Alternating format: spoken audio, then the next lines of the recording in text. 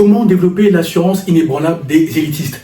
Et si je te disais que tes résultats relationnels, tes résultats financiers, tes résultats sociaux, bref, les fondations en tant qu'homme dépendent de ce que tu fais dans le monde invisible, mais dépendent aussi de ce que tu fais concrètement, de manière pragmatique, dans le monde physique. À savoir ta capacité à fédérer, ta capacité à aller à contre-courant de ce que la masse pense, quitte à te mettre beaucoup de monde à dos, à savoir ta capacité à t'imposer, ta capacité à afficher une assurance, une confiance hors pair quand la masse doute constamment. Tu me diras, c'est n'importe quoi, ça n'a aucun sens, et lorsque j'analyse objectivement ma vie, quand bien même il y a des points que j'aimerais améliorer, je vais rester dans ma zone de confort.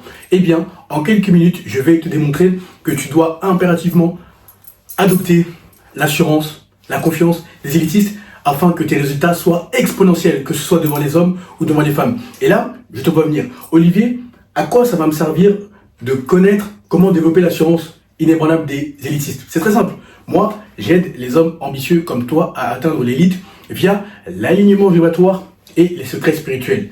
Lorsque tu regardes, tu analyses objectivement ta vie et que tu n'es pas respecté, tu n'es pas vu à ta juste valeur, les hommes, les femmes te méprisent, quand même tu as des résultats financiers, relationnels exceptionnels, lorsque tu analyses objectivement ta vie, tu sais qu'elle n'est pas à l'image de ce qu'elle a le potentiel d'être, de ce qu'elle doit être. Eh bien, tu ignores tout simplement les secrets ésotériques de l'élite.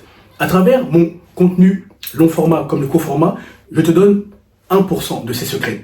Mais via mon accompagnement privé, sur mesure, à ta situation, je te donne les 99% restants. Si tu appliques tout ce que je te dis à la lettre lors de notre accompagnement privé, sur mesure, les hommes, les femmes, le monde globalement se soumettront naturellement à ta volonté. Si tu appliques vraiment tout ce que je te dis lors de ces 3 mois. Comme d'habitude, en description de cette vidéo, tu as 2 liens. Premier lien, tu as mon Instagram dans lequel tu as juste à m'envoyer le message pouvoir afin que nous échangions brièvement, afin de m'assurer que tu corresponds à mon programme et que ça fait sens, que nous collaborions ensemble ou pas. Deuxième lien, en description de cette vidéo, tu as mon agenda digital. Une fois que nous aurons échangé brièvement, nous allons échanger de vive voix afin de s'assurer encore une fois que je peux t'aider, que tu corresponds à mon programme et que ça fait sens de travailler ensemble ou pas.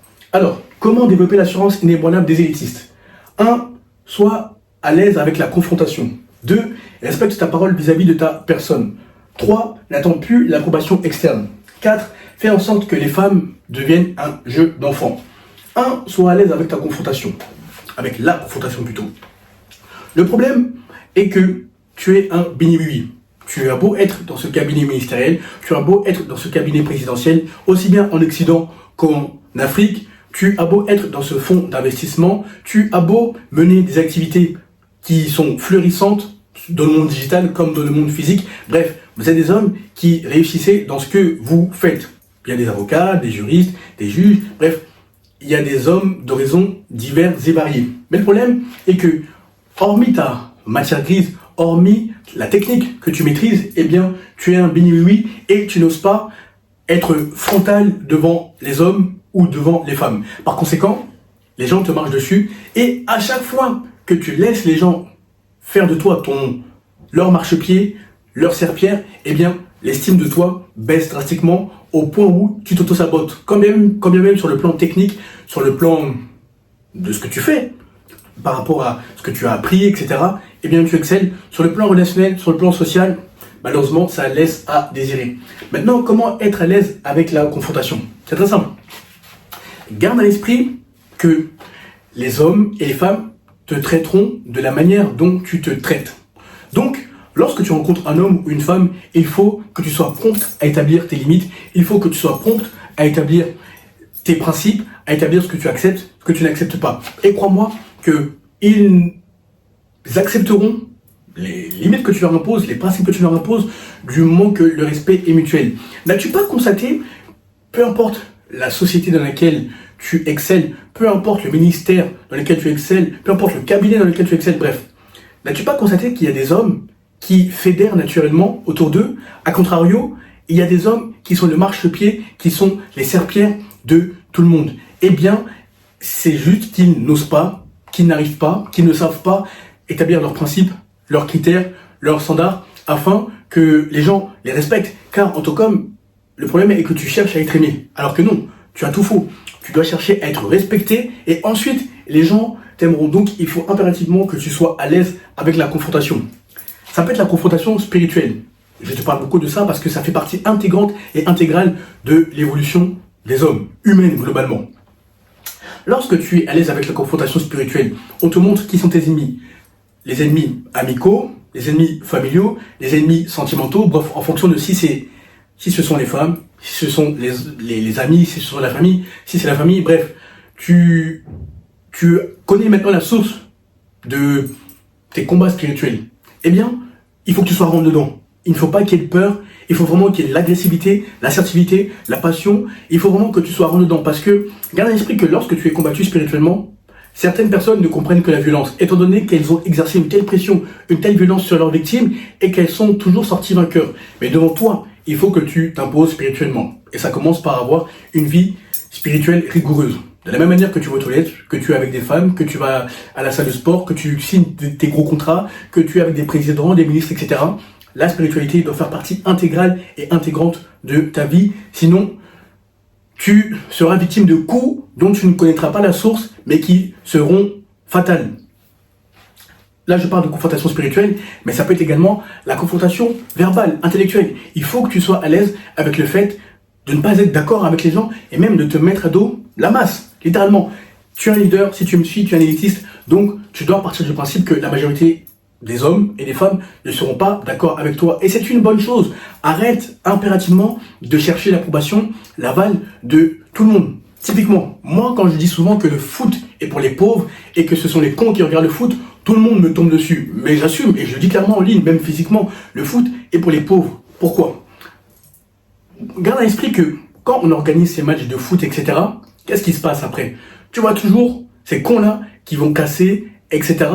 Et ils se sont bien distraits. Mais en attendant, l'élite, elle fait les choses que vous ne savez pas qu'elle fait pendant que vous êtes en train de vous distraire. À la limite, si je m'intéresse au foot, c'est sous l'aspect business, c'est sous l'aspect des contrats, c'est sous l'aspect politique. Comment le foot est un instrument de soft power, comment le foot est un instrument politique pour faire valoir nos intérêts convergents ou divergents. Moi, je m'intéresse plus à ceux qui tirent les ficelles, alors que toi, tu t'intéresses à ceux, justement, qui sont, utilisés comme de vulgaires poupées, comme de vulgaires marionnettes. Toi, tu n'es pas de marionnette. Tu dois toujours t'intéresser au système. Comment les systèmes fonctionnent, comment ils font prospérer certains pendant qu'ils maintiennent d'autres personnes pauvres, pendant qu'ils distraient d'autres personnes pauvres. Bref, tout ça pour dire qu'il y a deux aspects du foot. Comme dans tout d'ailleurs, il y a deux réalités. Il y a la réalité des élitistes et la réalité des hommes moyens. Si tu regardes le foot et que ta situation n'est pas à l'image de ce que tu veux qu'elle soit, quand même tes aspects financiers sont respectables, eh bien, laisse-moi te dire que tu as tout faux. Intéresse-toi au système, vois comment ça fonctionne, et tu verras que ça te servira davantage. Je vais te raconter une anecdote. La salle de sport dans laquelle je m'entraîne souvent, ce qui est bien, c'est que le coin est assez cossu et assez bourgeois dans les alentours de ma salle de sport, toutes les villes à côté. Et tu rencontres des hommes et des femmes de tout horizon, de tout milieu. Et il se trouve d'ailleurs qu'il y a un jeune footballeur, mais il a peut-être 19-20 ans, avec lequel j'ai sympathisé il y a un mois de cela.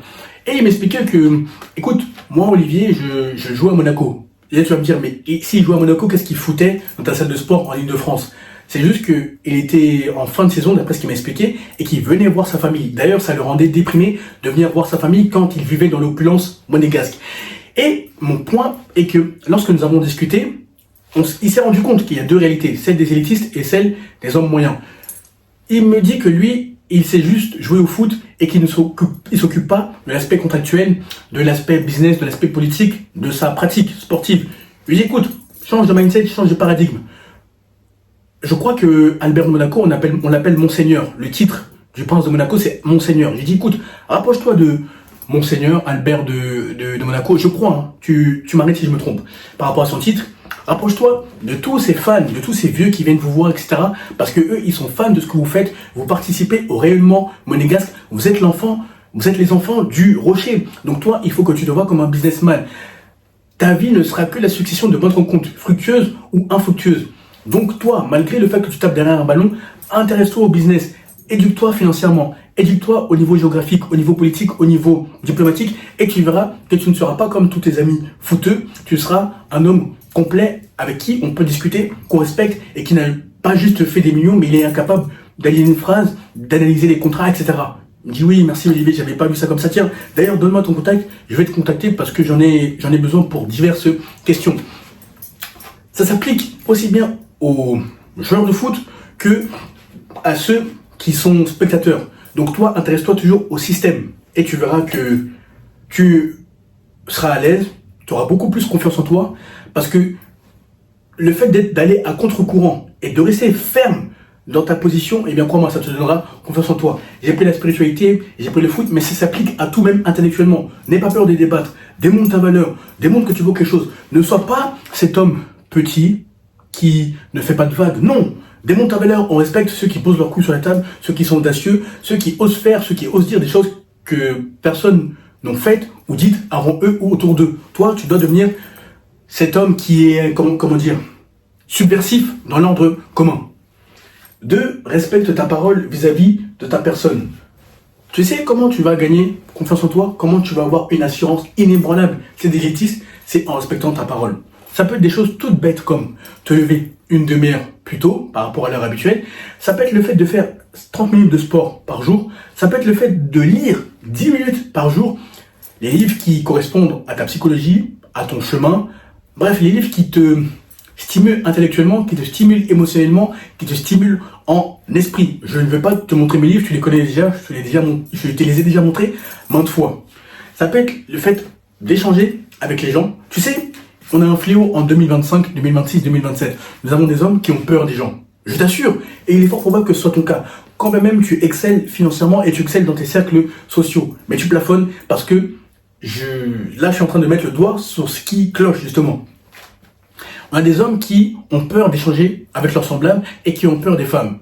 Mais ça, c'est parce qu'ils vivent par procuration. Dans le sens où ils passent plus leur temps sur les réseaux sociaux ou sur les écrans globalement que à échanger avec des hommes et des femmes dans le monde physique. Et toi, plus tu feras cela sur le plan intellectuel, sur le plan de ta discipline journalière, mensuelle, annuelle, sur le plan social, c'est-à-dire échanger avec des hommes ou des femmes, et que tu vois ceux qui correspondent à tes critères et à tes standards, et vous cheminez ensemble, crois-moi, toutes ces petites victoires journalières, mensuelles, annuelles, te donneront confiance en toi. Donc il faut impérativement que tu respectes ta parole vis-à-vis de toi. Car qu'est-ce qui se passe lorsque tu te mens? Typiquement, tu dis que tu vas te lever à telle heure, même 30 minutes plus tôt, 20 minutes plus tôt, par rapport à l'heure habituelle, ou encore tu dis que tu vas changer radicalement ton entourage, tu dis que maintenant tu vas revoir les femmes, tu vas les étudier sous des critères, sous des standards qui te sont propres.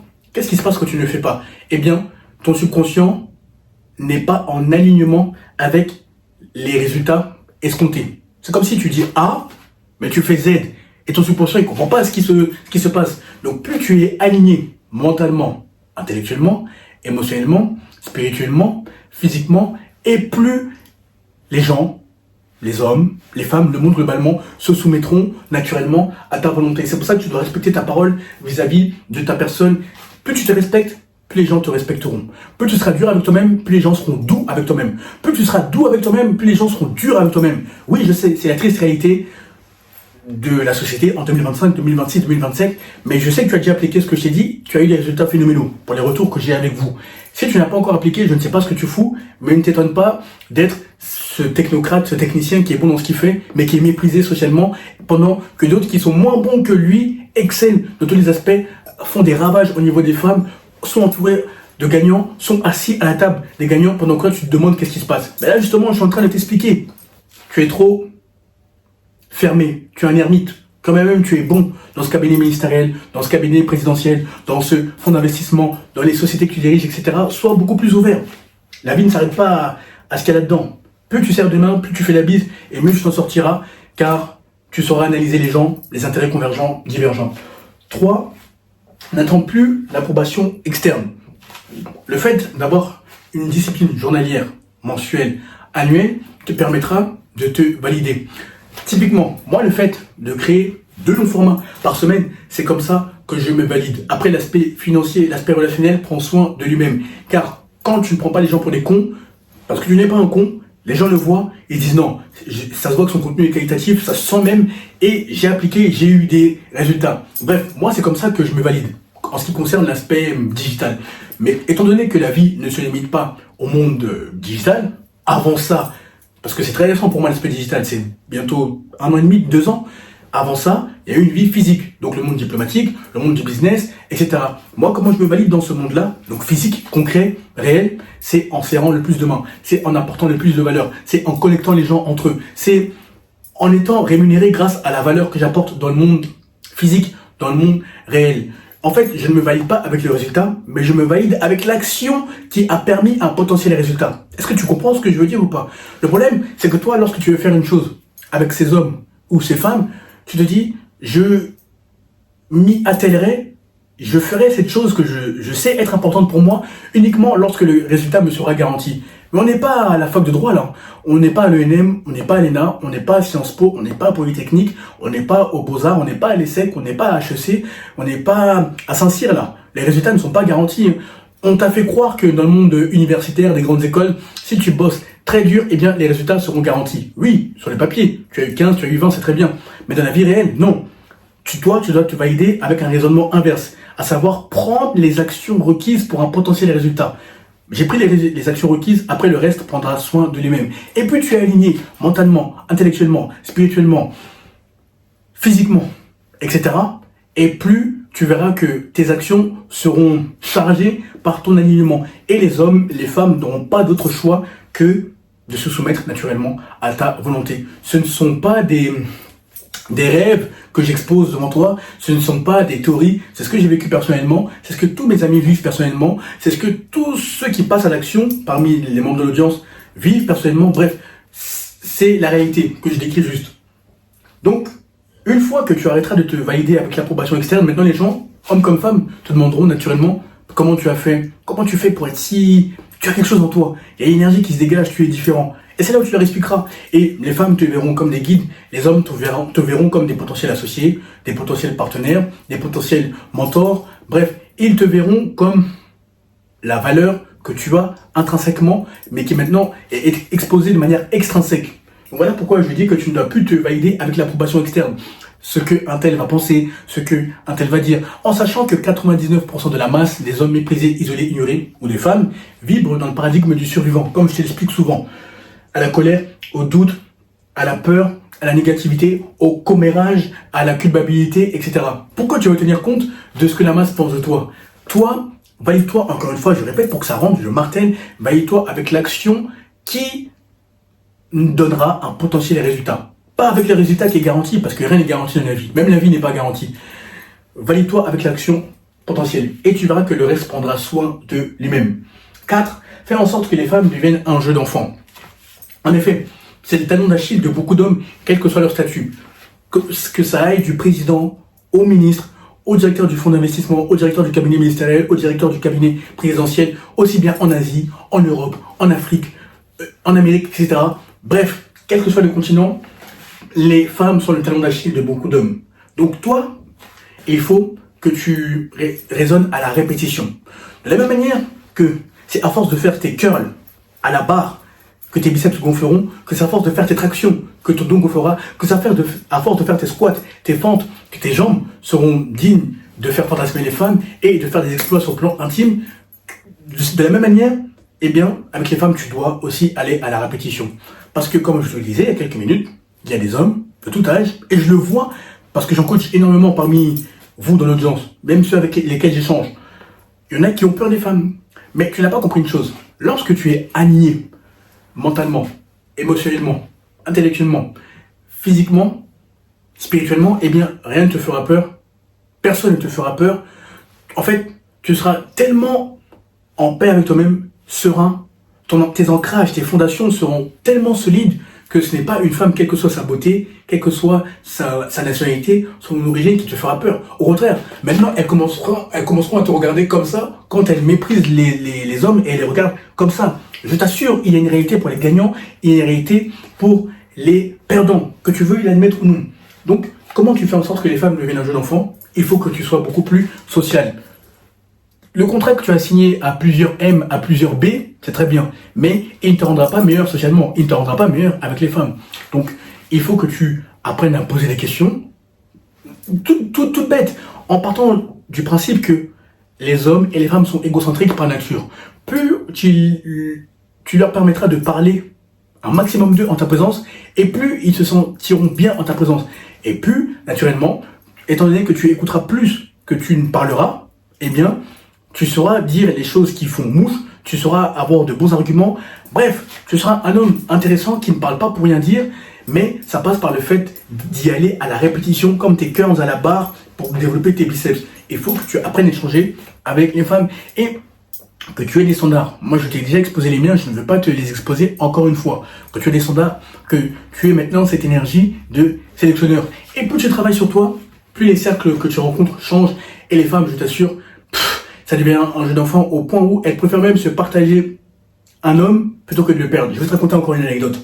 Là, je tairai le nom parce que avant de faire cette vidéo, j'ai appelé la personne et elle m'a dit de ne pas la mentionner dans la vidéo. Il se trouve que j'ai un ami qui, lui, il est spécialisé dans le dating, mais des entrepreneurs, bref, des hommes qui réussissent férocement. Donc, il y a un certain niveau de revenus.